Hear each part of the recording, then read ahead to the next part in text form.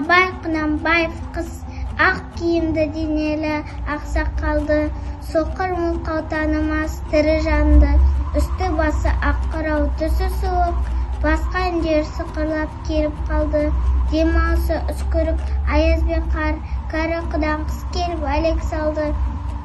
Ұшпадай бір күн күйген оқшар айтып, аяз бенен қызар ажарланды. Бұлттай қасы жауып екі көзін, басын сілкісе қар жауып мазаңды алды.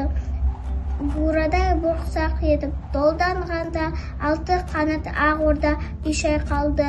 Әуез көріп жүгірген жас балалар беті қолы домбығып үсік шалды.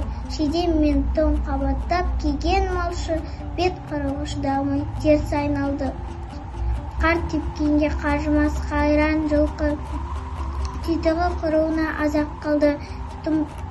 Қыспен бірге тұпсығын салды қасқыр, малшыларым қорқылма итке малды.